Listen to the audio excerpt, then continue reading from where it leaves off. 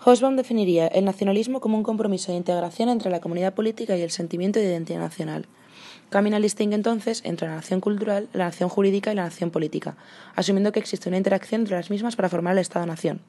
Así como exponen los autores presentes, todo Estado-nación debe crear su propia nación cultural para persistir y, de la misma manera, toda nación cultural debe convertirse en un Estado-nación determinado de manera jurídica.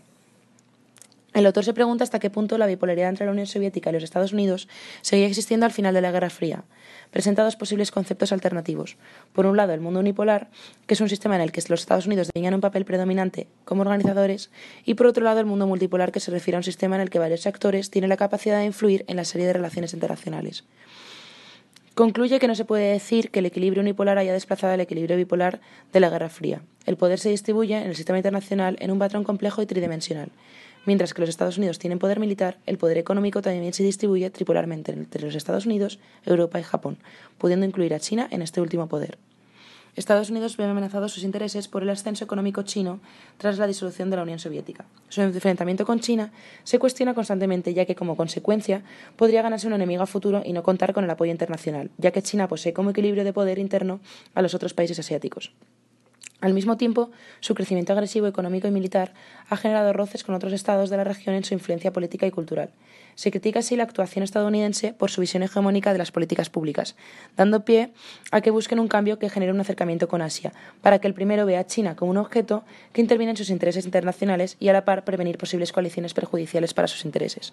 Esta perspectiva propone una dualidad entre el poder duro y el poder blando, teniendo como consecuencia que los intereses nacionales colaboren hacia coaliciones que prevalezcan dentro del sistema. Grastef encuentra diferencias significativas en cómo Estados Unidos y China manejan su relación con las otras naciones. Mientras que los primeros basan su actuación en el nacionalismo, China lo hace a través de un nacionalismo cultural con el que prevalece su emigración hacia otras regiones. Se introducen en el sistema de normas donde se encuentran, se integran y esfuerzan por obtener resultados económicos. Además, ese nacionalismo cultural le permite diferenciarse de otras culturas y ejercer coaliciones de difícil disolución. Pero al prevalecer el poder duro, le falta equilibrar el poder blando para mejorar su imagen competitiva hacia los otros países asiáticos y así beneficiar su liderazgo mundial. La posibilidad de contención de Estados Unidos sobre China es innecesaria, ya que podría acarrear un prejuicio político importante. Además, es evidente que China adoptó el sistema occidental en su economía de mercado. ¿Qué es el nacionalismo? El nacionalismo es una unidad nacional y política. En la actualidad se habla mucho acerca de lo que es el nacionalismo como tal. Debemos tomar en cuenta de que el nacionalismo es una identificación de la cultura, de los patrones sociales de una determinada población. Va mucho más allá de una extensión territorial. El nacionalismo implica lo que es un involucramiento cultural y una historia en común. Es decir, que necesitamos saber que el nacionalismo es una aceptación, una interiorización de los patrones culturales que están arraigados y van mucho más allá del tiempo, formando lo que es una estructura, una concepción de la política en beneficio de un cambio que mejore las capacidades en lo que se relaciona al aspecto social, económico y cultural.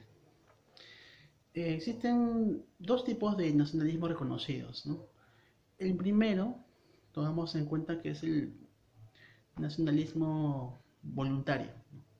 Que es aquel que identifica lo que es la afinidad de un pensamiento, de una identidad, y va tras ella. Es decir, que es voluntario, subjetiva en relación a lo que él desea entender y la pertenencia a la que él quiere alcanzar en relación a un objetivo en común. El otro es el nacionalismo objetivo, ¿no? Que es en este caso relacionado a los patrones territoriales, es decir, una etnia que se desarrolla en una determinada extensión territorial, geográfica, con patrones culturales, sociales, religiosos. Necesariamente es una etnia, un tipo de etnia que necesariamente se desarrolla en un estado específico. y que mantiene patrones culturales semejantes en relación a las demás poblaciones. El nacionalismo como tal puede tener muchas ventajas. En primera instancia porque tiene en cuenta de que la identidad cultural es fundamental para el desarrollo de lo que es la colectividad en relación a los patrones culturales y sociales.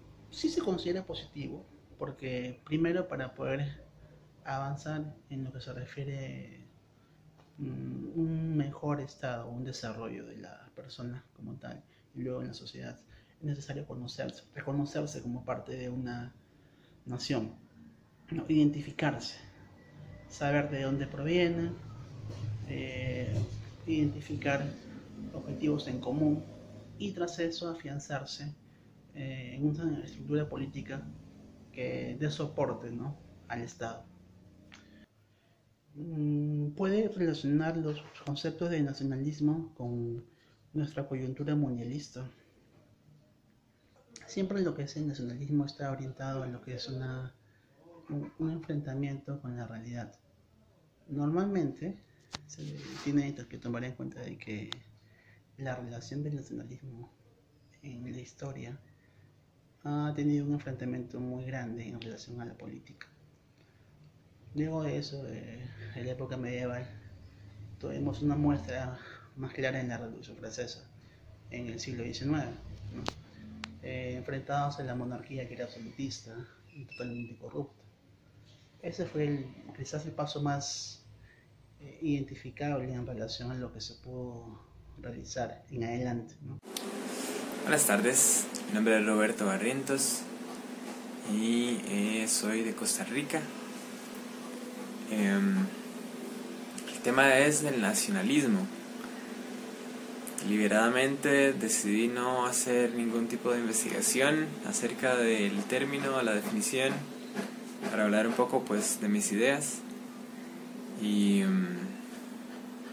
pues para mí el nacionalismo empieza de la identificación que tiene alguien con un país, ya sea su propio país, el país en el que vive, o incluso un país ajeno a ellos de alguna manera. Y realmente no sabría si el nacionalismo empieza desde el punto en que hay orgullo por el país en adelante.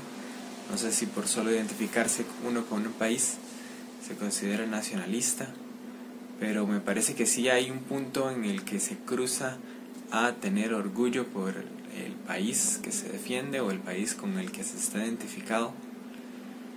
Y eso es más o menos lo que es el nacionalismo para mí.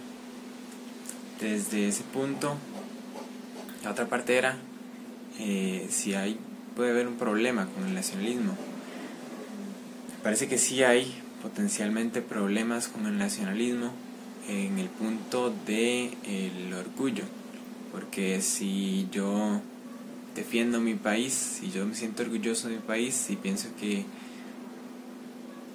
mi país es mejor que otros, puedo llegar a comportarme de una manera parcial